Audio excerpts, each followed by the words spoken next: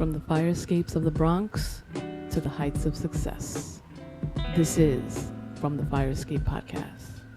Real stories, real hustle, real people making it happen. No handouts, no shortcuts, just a blueprint to rise. Let's go.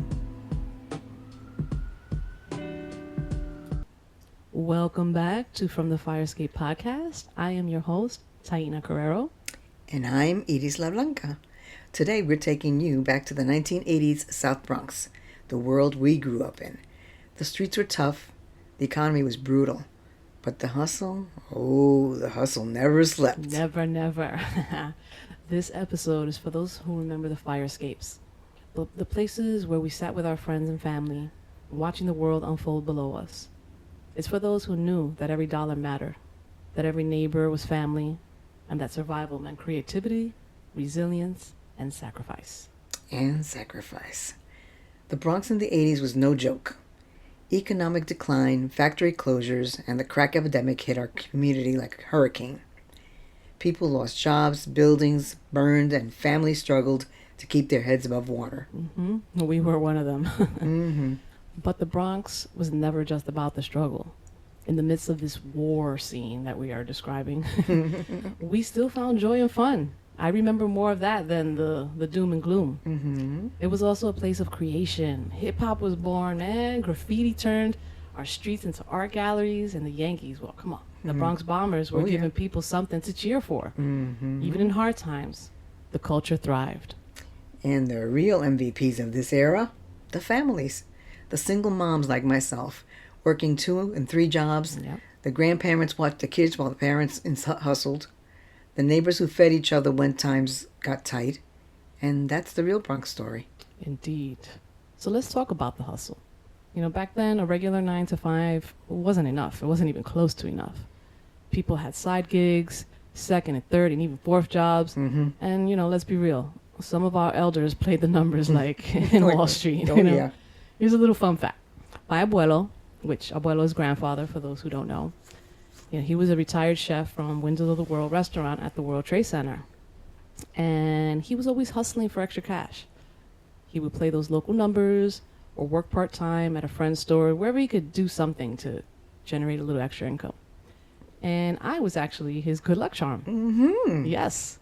He would come to me. I was young, and he would come to me when abuela wasn't around, because obviously she wasn't supporting this idea of asking children for numbers to gamble. And he'd ask me for the lucky numbers, that whatever came to my head. He would always say, give me the lucky number. And I was young, and I just gave him whatever numbers popped into my head when he asked. Lo and behold, a few hours later, he'd come back with some delicious ice cream from Carvel. Yummy. Because we won. And he would say, we won. Mm-hmm. I won. You know, he made it a team effort. And after a while, he stopped hiding from abuela and would just ask me to write down whatever numbers came to my head for him. Just literally write a list. And listen, I have to tell you, this is a true story. I picked the winning numbers often, very often. And since ice cream wasn't my reward, I would get a ton of Carvel ice cream during the week. And I didn't mind because, you know, she was getting her pineapple sundaes along with my ice cream rewards. Oh, my goodness. And I thought it was all he was lucky. That was your grandpa's thing. Papi played those numbers religiously, especially after he retired from working 2 and 3 jobs to support us. Now they call it the Daily Lotto, and it's legal. Mm-hmm. But back then, it was part of the culture and associated with horse racing. A few lucky numbers could change everything. And who knew that my daughter was the lucky charm? He was known for lucky streaks, and now I know it was you. Yes, I was the secret. I really missed out while I was working. Unfortunately, you did, Mommy. And for so many, it wasn't just about making money. It was about keeping hope alive.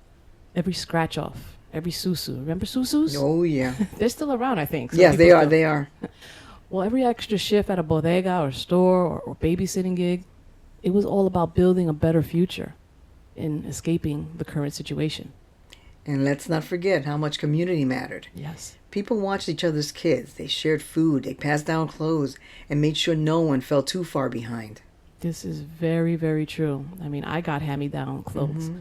And my clothes also went to others if needed. You know, we were definitely a very giving family. Mm-hmm. I also remember when abuelo was standing in line for government cheese, while I was on my way to school. Mm-hmm. But you know what? I didn't feel ashamed at all because I'd see my friends' families in that same line getting that same big old box cheese. And let me tell you, man, that cheese, it made the best grilled cheese sandwiches ever. Those cheese was so thick and big. Oh, man. I think I'm going to go make one. We don't have no government cheese. Oh, yeah. Poppy would volunteer to give out that cheese when he wasn't working in the daytime. That cheese was legendary. And the peanut butter? Thick as hell. But when you mixed it with a little honey, that was a home meal. Yup. And, you know, I didn't even know that he was volunteering to help. I'm Yes. thinking that he was on that line because he was part of the program. I didn't know. I was a kid. No, he was distributing that stuff. Now, see that? He was doing something kind and bringing something home as well. Mm-hmm. And, you know, and it wasn't just about survival. It was about making sure the next generation had more. I remember you, Ma, busting your ass to keep me in private school. And one bad year I had to go to public school, I felt so out of place.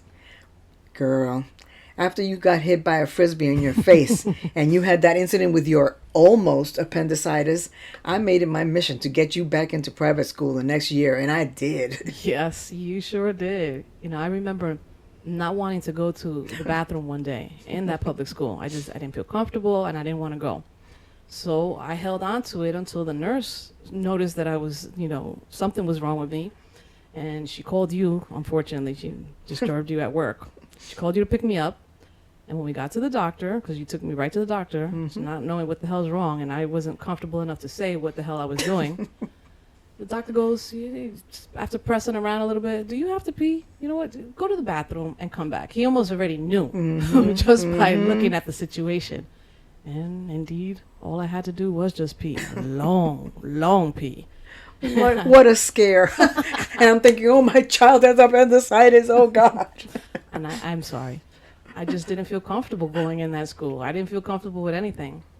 And, you know, the private school that you did get me back into that year after, St. Simon's Stock. I don't know if anybody ever heard of this, but this was a wonderful school. Yes, it was. On Valentine Avenue, and it shaped me.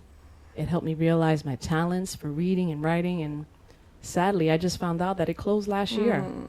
But the memories are forever and ever. I still have friends from that school, and if you're listening, Venus, I love you, sis. Yes, I'm really saddened by all those Catholic schools recently. I, too, owe much of my success to my Catholic school preparation. St. Pius V in the South Bronx by Willis Avenue. That one has been closed for many years now, but it really made me who I am today. But back to our little historical perspective. Back then, it wasn't just families working hard. There were whole movements trying to rebuild our neighborhoods. Yes. Organizations like the Mid-Bronx Desperados, known as the MBD, and the Banana Kelly Community Improvement Association, they were out there renovating abandoned buildings and fighting to keep families in their homes during the 80s. You know, MBD, the Mid-Bronx Desperados, had successfully sponsored and renovated over 2,300 units of housing. I didn't know it was that many. Yeah, they really got to work. And in 1978, residents of Kelly Street, which later became known as Banana Kelly section, they took action to save their neighborhood from demolition. Wow. With federal housing programs stalled and the government prioritizing demolition over renovation, they essentially liberated 3 buildings, committing to their rehabilitation through sweat equity. They did this for free with their bare hands. This was their only option after the Nixon administration halted public housing expansion, and, you know, leading to a creation of Section 8. Until the mid-1980s, buildings weren't slated for this program. They faced destruction, making grassroots efforts like Banana Kelly essential for preserving these communities. The community rolled up their sleeves, man, and they did that thing. Wow. Yes, and let's talk about SEBCO, with the Southeast Bronx Community Organization that was started by Father Gigante. They built affordable housing when no one else cared.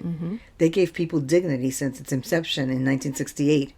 SEBCO has solely sponsored, developed over 6,000 new or rehabilitated housing units in approximately 450 buildings throughout the South Bronx. Also, SEBCO operates 2 homeless shelters and 2 senior citizen centers under contract with New York City. Look at that. Amazing work. You know, we link their websites below if you want some more information on these organizations. They are still around and they are still doing the same thing. Yeah. You know, people fought for this board and continue to. The South Bronx didn't just magically bounce back. It took decades of work from the community and organizations, and the work is still going on. Yeah, now we have to fight again, because what we see today isn't rebuilding, it's gentrification. Mm-hmm. They're building fancy condos in the South Bronx that our people can't afford. Where are people supposed to live? That's so right. And, as a realtor for the last 14 years, I refused then and I refuse now to be a part of that. Mm-hmm. My goal is to help families own, not to sell out neighborhoods to developers. That's not what this is about. Mm-mm. Some people say I've lost out on a ton of money, and I don't care, because I honestly, I'm not driven by greed. Mm-hmm. I'm doing well, and I'm driven by values. That's why I'm known as the vegan realtor. All right. The takeaway from all of this is the hustle of the 80s Bronx wasn't just about money. It was about hope and dreams. In the midst of the struggle, we still had good times, great music, epic movies, and our fire escape. I had to accept public assistance while getting my nursing degree, Yep. but only as a crutch, not as a way of life, That's right. until I was able to join the workforce in 1985. I'm grateful for Poppy's work ethic. It encouraged me to take on private duty cases in addition to my shifts at the hospital to better provide for you and your brother, so I would never have to depend on public assistance again. This is how I was able to pay for your private school education. And Abuelo also taught me how to hustle. Mm-hmm. To see every opportunity that arises. So true. With your work ethic, his hustle, and Abuela's clever spending and saving, with those days at Alexander's, Mm-hmm. it's no wonder I'm a successful realtor, investor, and entrepreneur. You use public assistance as a crutch to get to the other side, which is what it is. It's a crutch. It's not a way of life. Mm-hmm. And, the other side took you to getting a master's degree from Columbia University, retiring from this wonderful nursing career, and now a best-selling, award-winning author. The sacrifices weren't wasted. You got me through private school when, quite frankly, it wasn't affordable. True. And there were times we didn't have the monthly tuition. So I would be called into the assistant principal's office, told about the tuition, as if I could pay for it. I never understood this. Why would you call on kids about financial matters? But that was the one con in St. Simon Stock and other, because it did happen in private high school as well. Mm-hmm. I just never understood why they would do that. But, every side hustle, every extra shift, every number played was someone saying, I believe in something better. And because of that belief, we made a better life. We did have fun. I still watch 80s movies today, and I listen to the music as if it was new. And when I remember those days doing these podcasts also, I really have good energy flowing through me. Mm-hmm. I love that this podcast is doing that for many as well. I hear people saying, wow, you're bringing me back to the good old days and good memories. And I think that's what this is all about. That's why we keep them short. Yes. So that you get just a little enough to give you a good memory. Indeed. I get that. I get that a lot too. Yeah. And for those listening right now, whether you're grinding to build a business, working multiple jobs to support your family, or chasing a dream that seems impossible, remember this. Our folks have always hustled. You come from a legacy of fighters, dreamers, and creators. Yes. Don't let what's going on in the world stop you from dreaming and hustling to make that dream come true. So true. Forget about what's happening in the outside world today. So don't just work hard either. Work smart. Yes. Visualize a better life first. And start taking the steps toward that life. Learn, invest, build. Take the hustle mentality and turn it into something lasting. Hustling for us isn't working yourself till death. Mm-hmm. Absolutely not. It's working smarter, educating yourself, and having faith your actions will create the life you want. That's right. Now, as we wrap up this episode, we always want to leave you with tools to help you get started or continue on your journey to success. If today's episode resonated with you, then take a look at these book recommendations. For a little bit more history, I'm recommending The South Bronx Rising, The Rise, Fall, and Resurrection of an American City, but the third edition especially, by Jill Jones. Recounting of the rise, fall, and resurrection of the Bronx has become a classic of urban history. Yeah.